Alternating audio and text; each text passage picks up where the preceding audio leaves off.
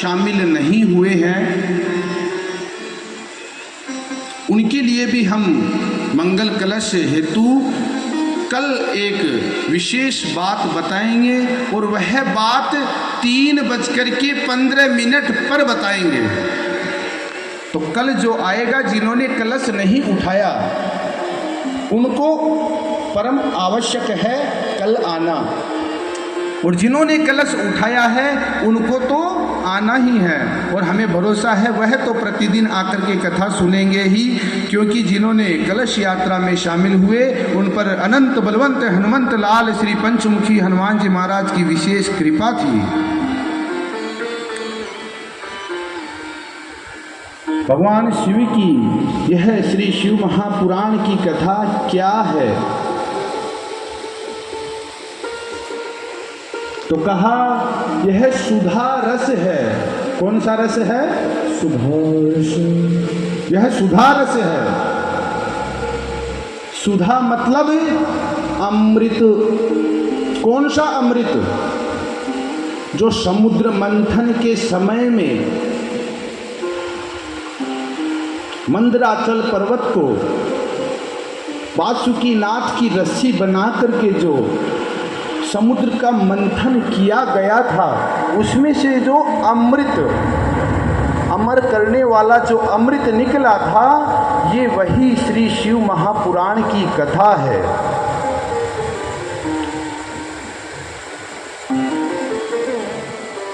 कहा श्री शिव महापुराण की कथा क्या है? कथा शिव की सुधा रस है। कथा शिव की सुधा रस है, अमृत का रस है। और इसे श्रवण करने के लिए 2 नियम हैं। ज्यादा नियम नहीं बताऊंगा मैं, मात्र 2। प्रेम। तो देखिए, कथा सुनी नहीं जाती है। कोई भी कथा हो, श्री राम कथा हो, श्रीमद् भागवत महापुराण की कथा हो, या श्री शिव महापुराण की कथा हो, कोई भी कथा श्रवण नहीं की जाती है, पी जाती है। क्या की जाती है? क्यों? क्योंकि यह अमृत है। संसार के समस्त भोग, रोग, वियोग को अगर काटने में कोई सक्षम है तो वह मात्र एक है। वह क्या? श्री शिव महापुराण की कथा। तो कहा कथा शिव की सुधा रस है, प्रेम विश्वास से पीले। सभी दोनों हाथ ऊपर उठा करके मीठी मीठी करतार ध्वनि के साथ में श्री शिव महापुराण का स्वागत करेंगे। कथा क्या है? कथा शिव की सुधा रस है, प्रेम विश्वास से पीले। कथा शिव की सुधा रस है, प्रेम विश्वास से पीले। कथा शिव की सुधा रस है, प्रेम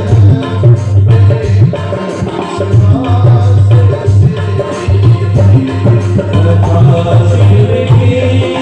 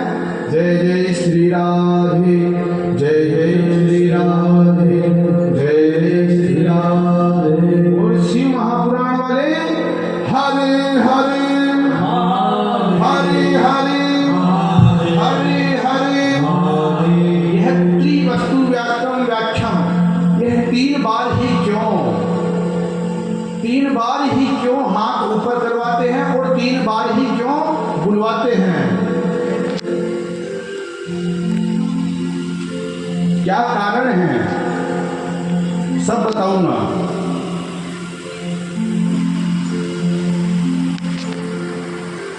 श्री सूत जी महाराज, आप सभी ने सत्यनारायण भगवान की कथा भी सुनी, जो कि श्री विष्णु पुराण में दिया है।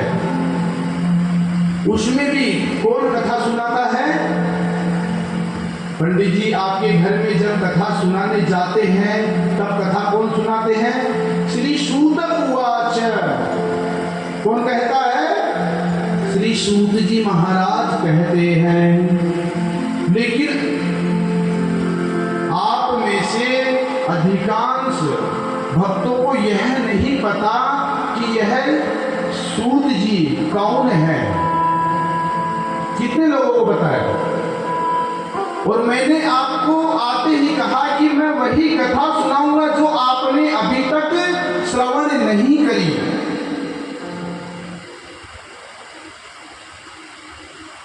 जो श्री पंचमुखी हनुमान जी महाराज के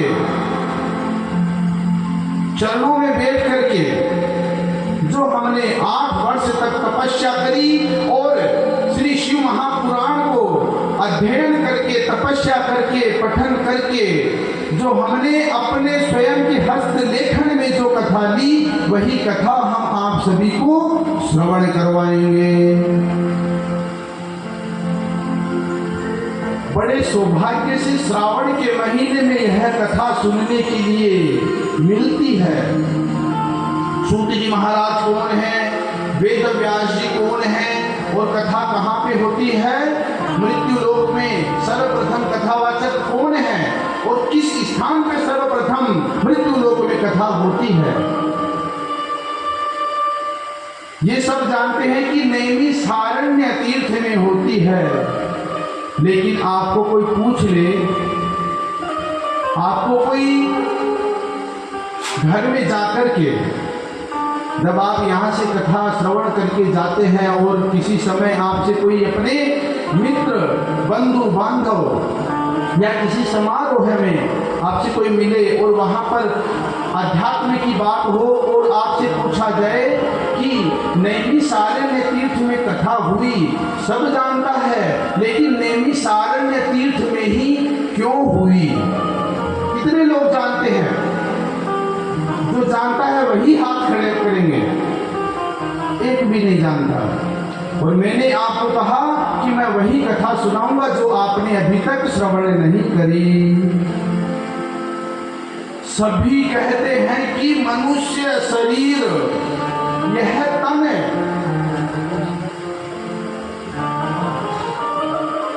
से दुर्लभ शरीर कोई भी नहीं है। इस शरीर से अच्छा शरीर और कोई नहीं है, लेकिन हम कहते हैं कि इस शरीर से नीचा शरीर और कोई नहीं है।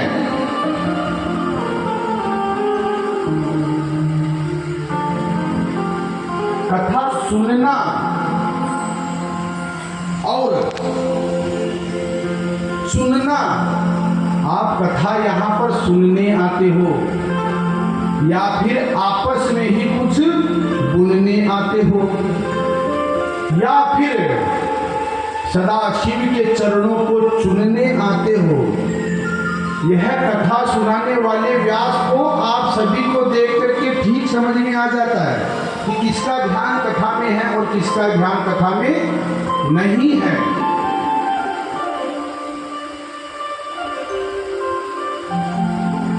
नैमिषारण्य तीर्थ में ही कथा क्यों हुई? सूत जी महाराज कौन है और सूत जी ने ही कथा श्रवण सर्वप्रथम मृत्युलोक में क्यों करवाई? और सूत जी कौन है? वेदव्यास जी कौन है?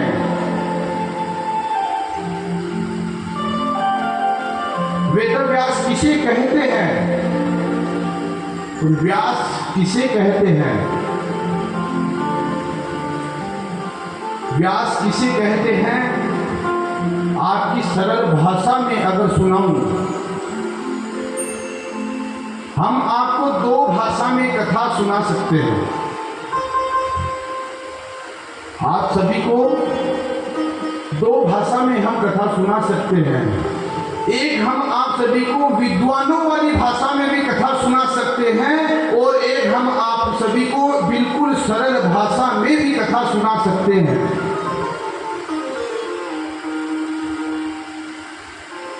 जिस स्थान पर जैसा गृहस्थ आश्रम के लोगों को विद्वता वाली शब्द समझ में नहीं आता है, इसलिए हम बहुत सरल भाषा में आप सभी को यह कथा श्रवण करवाएंगे। श्री पंचमुखी हनुमान जी महाराज की विशेष कृपा से आप सभी को और मुझे, आपको भी और मुझे स्वयं को भी यह परम सौभाग्य मिला है कि हम 7 दिन तक यहाँ एक साथ मिलकर के भगवान शिव की लीलाओं का गुणगान करेंगे।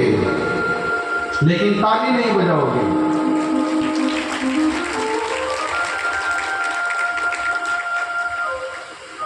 और ठीक समय पर आकर के ही कथा हम श्रवण करेंगे। मेरा पूर्ण विश्वास है अगर आप प्रतिदिन समय पर आकर के कथा श्रवण करेंगे और आज आप अपने मन में कोई भी आपका कामना हो, भगवान शिव से कोई भी कामना हो, वह कामना आपकी कितनी भी बड़ी हो, कितनी भी बड़ी कामना हो, कितना बड़ा कष्ट हो, दुख हो, दारिद्र हो, विपदा हो, वह इस श्रावण के महीने में आपका भगवान शिव विशेष कृपा करके आपके दुख को हरेंगे। किसके? जो प्रतिदिन कथा को श्रवण करने के लिए आएगा। तो जो कथा श्रवण करने के लिए आएगा वो हाथ खड़ा करके बताएंगे, लेकिन झूठ नहीं, बिल्कुल सत्य। और ठीक समय 3 बजे, कितना बजे आएंगे? कथा श्रवण करने का आप सभी का एक नियम आपको मैं देता हूं। कल ठीक 3 बजे आप सभी यहाँ पर पहुँचेंगे। आप भी लेट आते, आप भी लेट और हम भी लेट, इसलिए हम सभी नहीं होते भगवान शिव के परमानेंट। और शिव कृपा पाने के लिए तो शिव भक्ति निरंतर करनी पड़ती है, सब कुछ का त्याग करना पड़ता है। 5 आप मुझे यह बताइए कि 5 अगस्त तक यह कथा चलेगी। अगर आप चाहें तो क्या 7 अगस्त को यहाँ पर आपको श्री शिव महापुराण की कथा श्रवण करने के लिए मिलेगी? हाँ जी ना जी।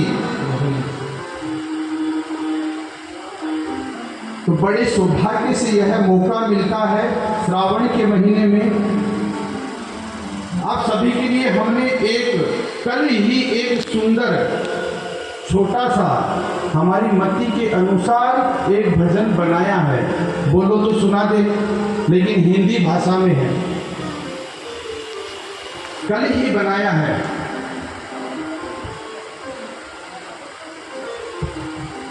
कल से ठीक प्रतिदिन समय पर आएंगे। आज हम कथाओं को आरंभ नहीं करेंगे, आज हम आपको इसका परिचय देंगे कि श्री शिव महापुराण की कथा क्या है। जैसे अभी आपको मंगल कलश यात्रा सर्वप्रथम होती है, तो मंगल कलश यात्रा में जो शामिल होता है उसी क्या पुण्य मिलता है, वह आप सभी को बताया। आज तो हम आप सभी को मात्र परिचित करवाएंगे, उसी वेद व्यास जी भगवान के बारे में बताएंगे। और वेद व्यास जी को भगवान क्यों कहा इसका कारण भी बताएंगे।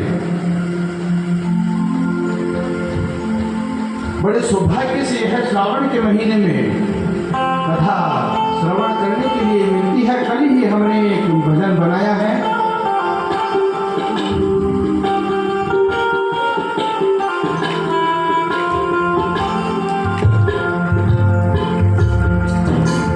श्रावण का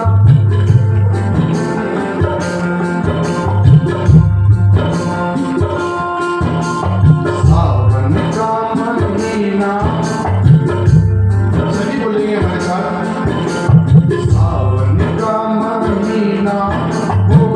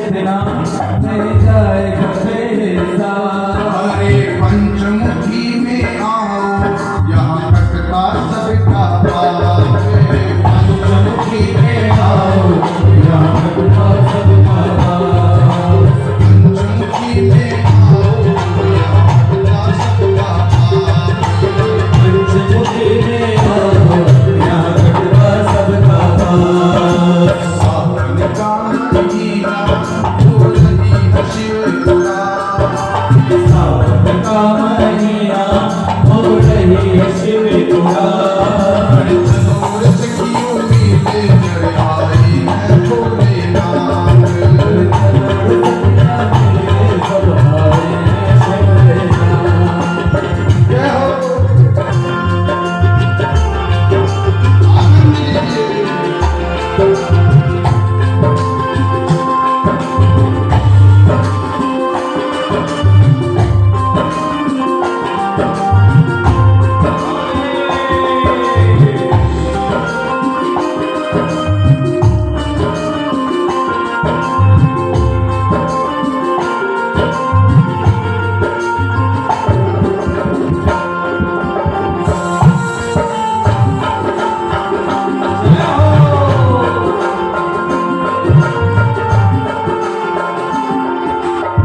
जन्म मृत्यु आपके पास में सत्संग में जाने के लिए समय नहीं है, कथा में जाने के लिए समय नहीं मिलेगा, काम रहेगा। क्या रहेगा? काम। लेकिन वहीं पर अगर यमराज आ जाए सामने लेने के लिए, तब क्या उसे बोल पाओगे कि काम था?